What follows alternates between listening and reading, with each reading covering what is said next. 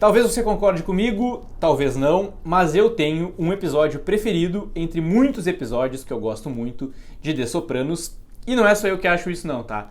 A maior parte dos críticos e, na verdade, muito do público, pelo que eu costumo ver, tem esse episódio como seu queridinho. No IMDb, por exemplo, ele tem uma avaliação de 9.7, é muito difícil um episódio de uma série ter uma avaliação tão boa.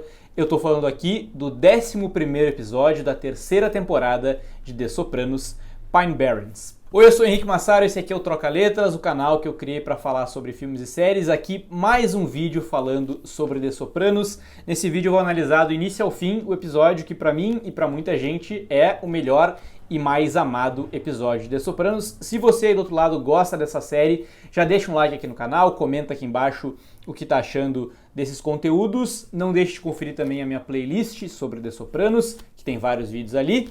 E também de ficar até o fim desse vídeo, porque no fim dele eu vou dar uma notícia bem importante aqui pro canal para quem gosta de The Sopranos, que eu acho que vai também gostar muito disso que eu tenho para dizer. Mas, sem mais delongas, vamos falar aqui sobre Pine Barrens.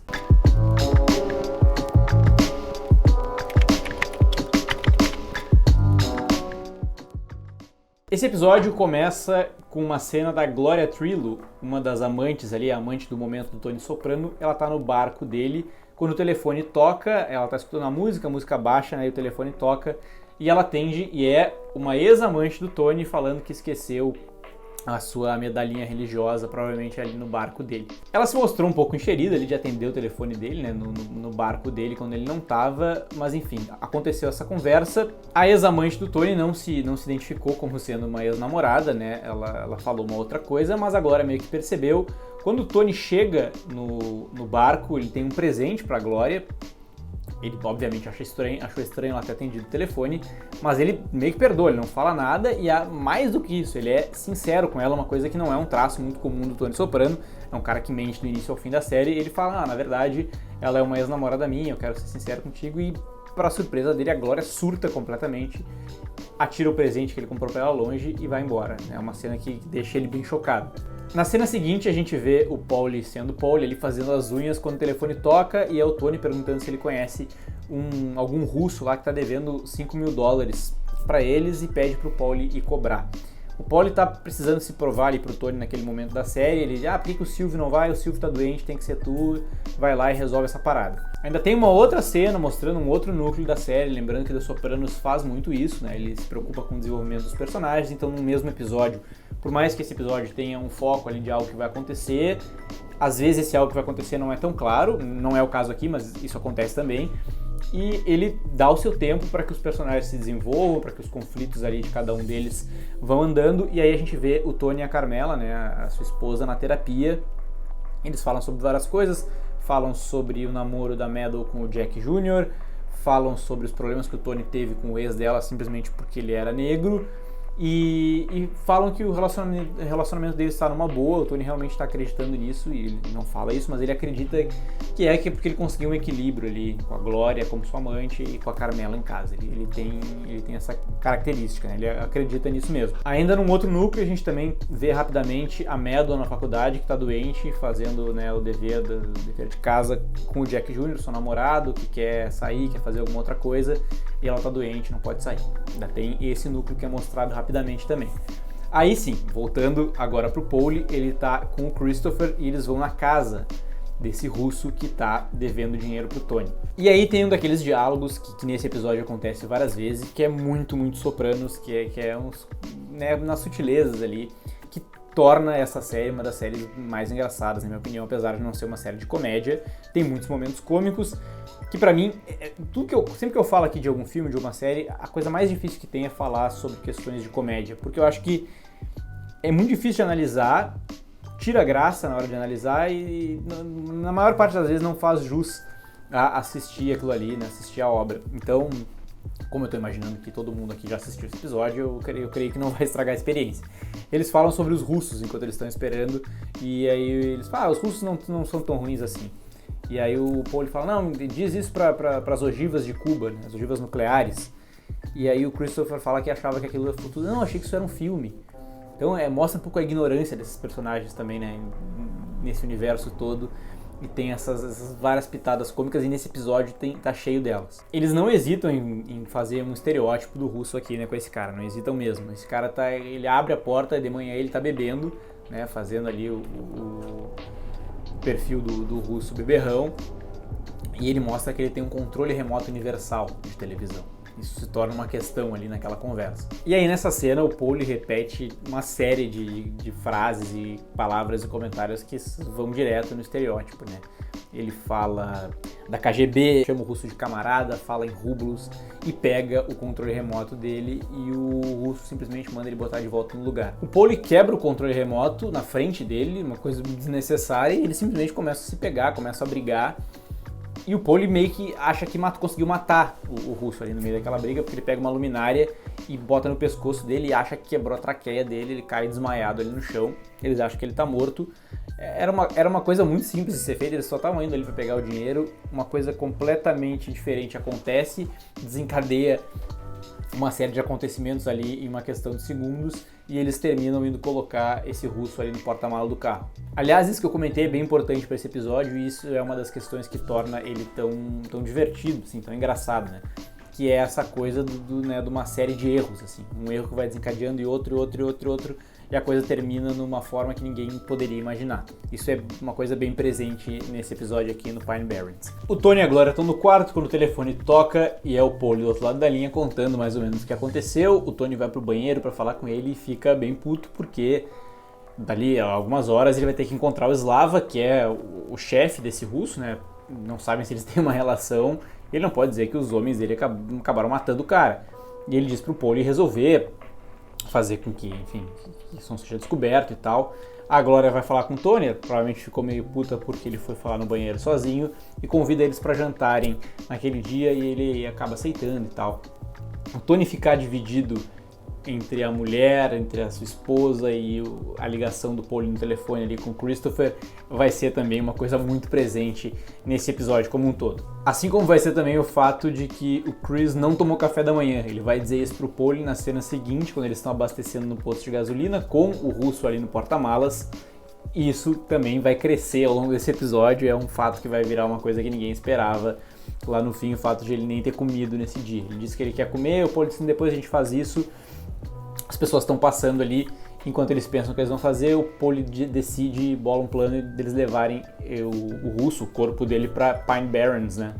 Numa região bem deserta ao sul de Nova Jersey. Na cena seguinte, novamente, o Tony na terapia, dessa vez sozinho, conversando com a doutora Melfi, né, a sua terapeuta, e ele de novo fala que as coisas estão bem com a Carmela, e ele resolve contar que ele está tendo um caso com a Glória, que é sua paciente também. Ele conheceu ela ali no consultório, a Melfi fica espantada, e ela confronta o Tony, né? Como ela sempre faz. Primeiro, ela diz que a relação dele tá bem com a Carmela é baseada numa mentira, né? A mulher não sabe que está sendo traída.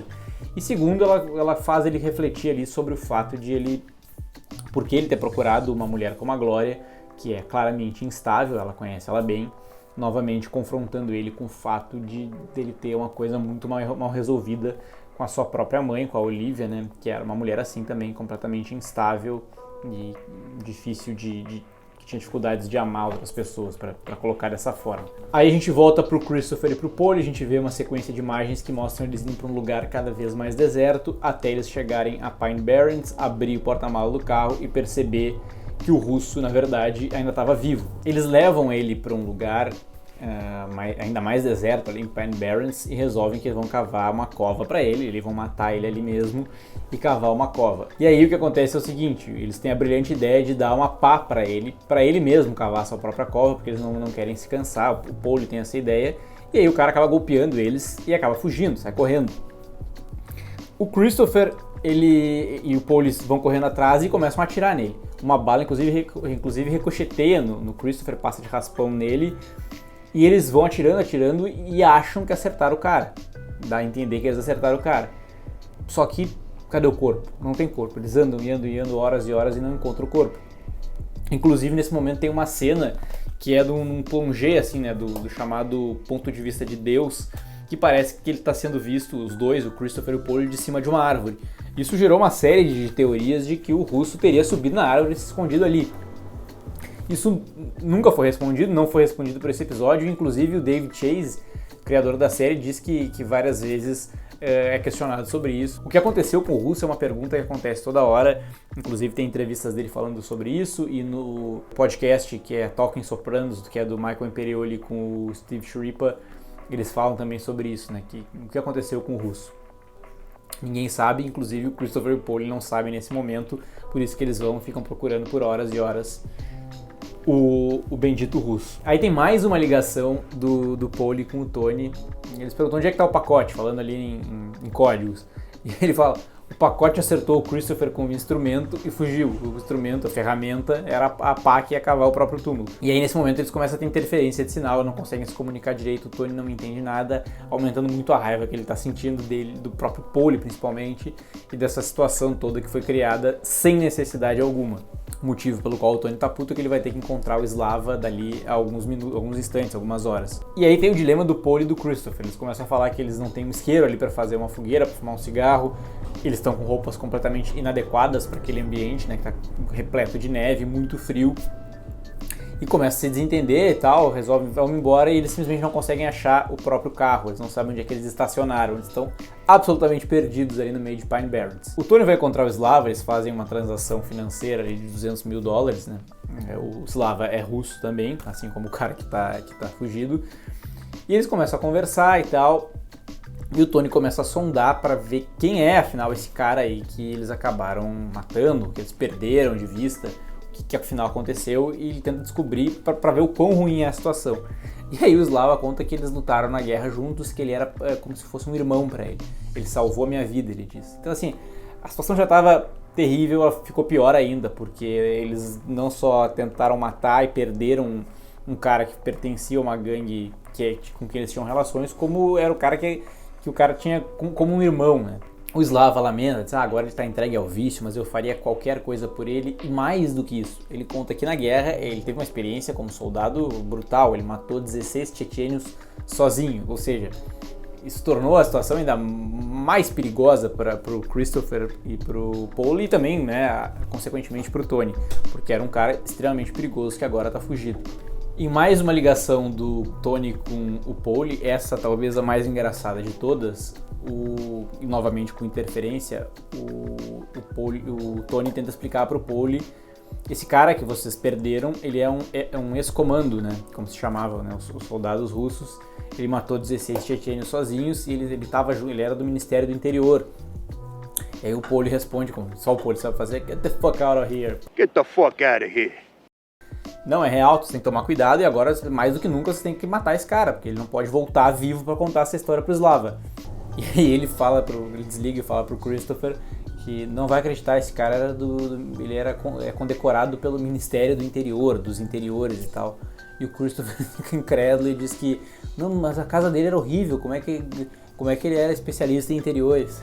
De novo, é uma piada que contando assim fica ridícula, mas na hora é muito engraçado. Aí anoitecem, eles seguem procurando pelo cara ou procurando o carro, enfim, eles estão completamente perdidos, eles ouvem um barulho de uns galhos quebrando, eles acham que pode ser o russo, saem correndo atrás dele, dão um tiro.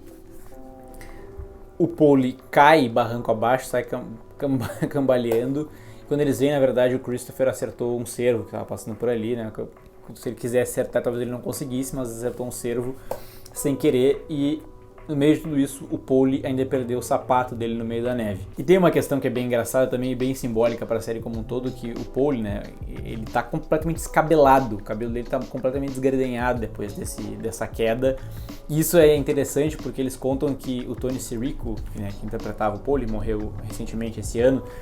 Ele não deixava ninguém tocar no cabelo dele. O cabelo dele era a coisa mais preciosa, inclusive o cabelo do Paulie tá sempre do mesmo jeito na série. E aí nesse episódio conseguiram convencer ele e ficou desse jeito aí completamente desgredenhado. Pela primeira vez, depois de um tempinho ali, o núcleo sai desse núcleo, o episódio, e vai mostrar a Meadow doente. Ela tomou um bolo do Jack, né, que eles tinham combinado de ficar juntos e ele desmarcou com ela.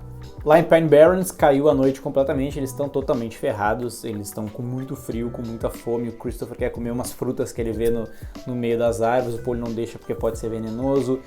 Eles estão completamente perdidos, eles encontram uma van abandonada ali sem os pneus no meio do nada e resolvem resolvem, né, entrar ali para se proteger um pouco do frio. Ali dentro eles estão tremendo de frio, eles encontram pelo menos uma coisa para comer, pelo menos esse alívio eles têm. E o que eles encontraram foram pacotes de ketchup que foram deixados no chão da van, que estão completamente congelados por causa do frio, mas é a refeição que eles vão ter nesse momento. E sempre eles têm a dúvida, né, isso tá no diálogo deles ali, do medo do cara, desse russo aí, que é um matador profissional, dele tá vivo ainda, né, de não ter sido atingido pelo tiro deles, e pode estar surpreendendo eles a qualquer momento. Em casa, o Tony tinha dito para Carmela que ia jantar. Eu não sabia por que ele falou isso, talvez ele tivesse distraído, porque ele já tinha combinado de jantar com a Glória. Ele come bem pouquinho, que é para conseguir jantar com a amante depois. O Tony tá quase querendo sair, tá indo encontrar a amante, e do nada os pais da Carmela chegam em casa, na casa deles, né?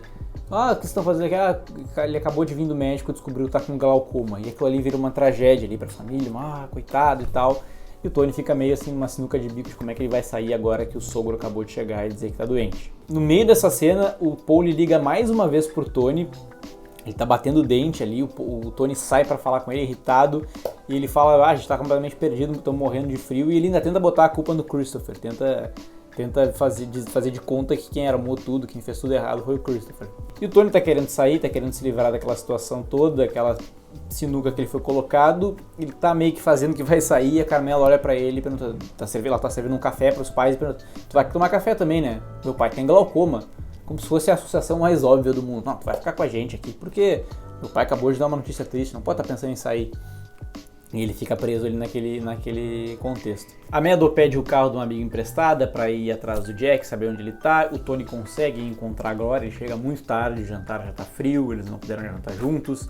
Eles começam a brigar, mas terminam se beijando ali, se reconciliando apesar de tudo. De volta a Pine Barrens, o Christopher tenta fazer fogo ali no meio da selva sem sucesso, volta pro carro, o Paul resolve arrancar a forração do carro para conseguir se tapar. E o Paul tá puto com o Tony, eles estão num momento bem tenso da relação deles, e ainda diz que o Tony falou como se ele fosse uma criança. Começa a falar mal do Tony, diz que ele vive como rei, que ele é um ingrato e tudo mais. E ele pede ainda o sapato do Christopher emprestado para ele esquentar o pé, e eles começam aí, para piorar a situação, eles começam os dois a se desentender. Eles ligam pro Tony mais uma vez, que agora tá de roupão com a Glória deitada, depois de eles terem se reconciliado. E aí eles veem que não tem saída, eles estão há muitas horas lá, não vão encontrar esse cara de jeito nenhum, então com medo de morrer de frio, pede pro Tony buscar eles, né? O Tony pede pra falar com o Christopher, e ele diz, não, realmente, tu vai ter que vir aqui e tal, e ele levanta e diz, vou ter que ir lá e tal, não explica muito o que tá acontecendo, mas é uma emergência. A Glória surta de novo, eles brigam feio, dessa vez, se não me engano, pela última vez, e a cena termina de forma bizarra, assim, ela pega um bife, um filé que ela fez e atira no Tony, e ele vai embora. E depois que ele vai embora, ela tem uma crise completa ali, começa a quebrar a louça toda de casa, começa a quebrar tudo dentro de casa sozinha. O Tony vai na casa do tio Júnior, né, de madrugada, e ele vai encontrar o Bob Bacala, que vai com ele lá pra Pine Barrens tentar encontrar o Christopher e o Paul. E ele ainda debocha do Bob porque ele chega completamente a caráter, assim, ele tá vestido de caçador, de guarda florestal praticamente pra ir, e o Tony acha isso muito engraçado, ele tá realmente muito a caráter. A Meadow tá convencida que o Jack tá traindo ela vai de carro e acaba encontrando ele saindo do lugar com uma menina e vê que tá sendo traída, eles brigam e ela vai embora. O carro, no caminho pra Pine Barrens, né, pro sul de Jersey, o Tony e o Bob vão conversando, falando sobre caça e tal, e também falam sobre a situação do Júnior. Eles vão conversando até, né, o Tony chega até a pedir desculpa por ter debochado dele.